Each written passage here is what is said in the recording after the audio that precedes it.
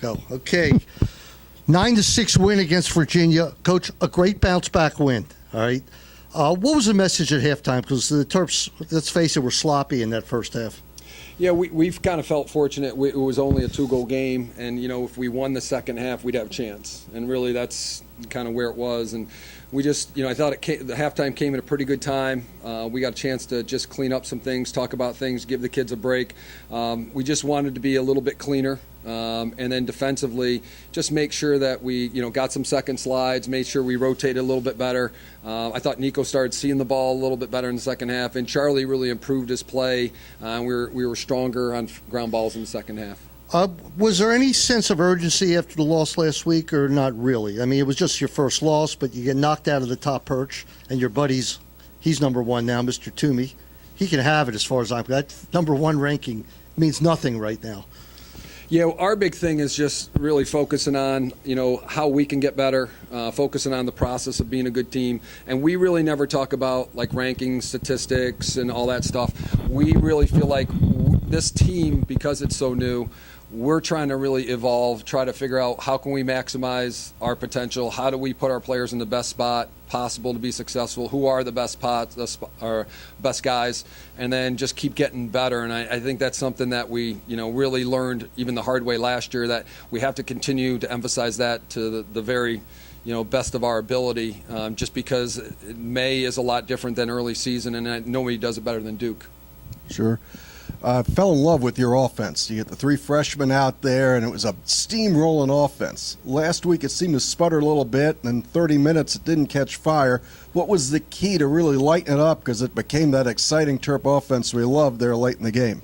Well, I think the first half and even the second, the conditions were tough on both sides, so it really impacted what you could do. Coach Moran, made some tweaks this week. We made some changes here and there, and I thought that it helped the guys. It made things a little bit easier for them. And again, with this group, we have some young players, and give North Carolina credit. They're a really tough defensive team, and they did some things to us that it's even hard to practice. They're very athletic. You kind of saw that yesterday with Hopkins. So I thought the guys just continued to get better and stuck with, just making good decisions and being unselfish. I'll go with our last question. Henry West, we'll talk about him, and also the movement of Connor Cannizzaro to attack. Kind of got everybody by surprise.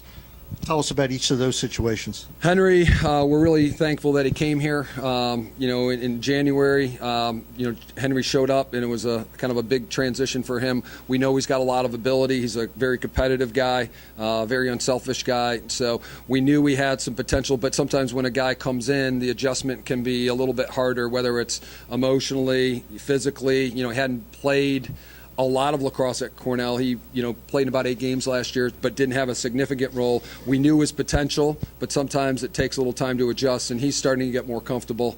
So we're happy for that, and he's been doing it in practice. And Connor, just have him on the field more. We felt like, would give us a little bit more niftiness and a little bit more athleticism and quickness in maybe some of those unsettled situations. Robert Morris on Wednesday, and then you have a gap of 10 days before, the Homewood game against Hopkins. Was that something that just happened? Did you intend to have that gap, or was there a game you couldn't schedule in there? We were 10 days is a long time. Yeah, we were trying to find somebody in that spot and find the right group. We're trying to balance how many midweek games we wanted to play. We also looked at the schedule and realized, this is a little bit of a tough stretch for us. We realized that, coming back, you had Villanova, then we went midweek, then Carolina, and then Virginia. We really, we're concerned about maybe putting another top 5 type team this weekend, and then now you're coming back with Hopkins, and then you're looking at, down the road at Notre Dame, then an ACC. I think having Saturday off isn't necessarily a bad thing for us. I think these kids have invested a lot. They've really worked hard. This season, there's a lot of mental and physical fatigue, and I think making sure that they're energized emotionally, I think that's really important for us. So if we can, come out with a lot of energy, play really hard on Wednesday, the kids know that they've got a little bit of downtime, and I don't think that's a bad thing for us. Maybe get a little bit of a break, catch our legs, the coaches take a look at, where can we get better, have a little bit more time to do that, and then maybe make a late push here. And Wayne wants to ask you one, but I want to ask you about the significance this week of the Wounded Warrior situation. How much did that mean to the team?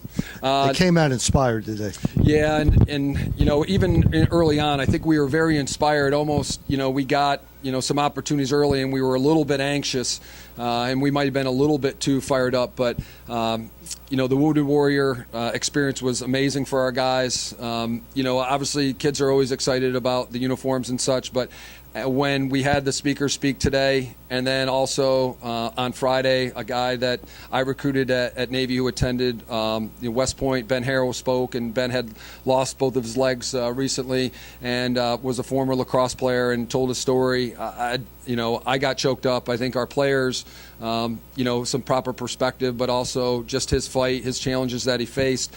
I think that, sometimes, that perspective can really help people, knowing that you're representing them, knowing the fights that they've had. Sometimes we will talk about battling and war in reference to sports, and it's not fair because it's not even close, and we have great respect for what the people in the military do. But we realize that a lot of things that make people successful, in the military, whether it's discipline and teamwork and selflessness, a lot of those traits, if you embody those things, they can make any organization very, very successful. And that's what Ben talked about. And it just emphasized a lot of things that maybe we talk about with the kids, but hearing it from somebody else that's been through so much tragedy and has such a great attitude, it's hard not to be inspired. All right, great. Wayne, you got final? You know what? After that, no. My question is about the uniforms. It's trivial. This is Wayne Viener for Bruce Posner. Coach Tillman, thanks for being on TerpTalk. We're in the team house after Maryland beats Virginia 9-6. All right. Thanks, Coach.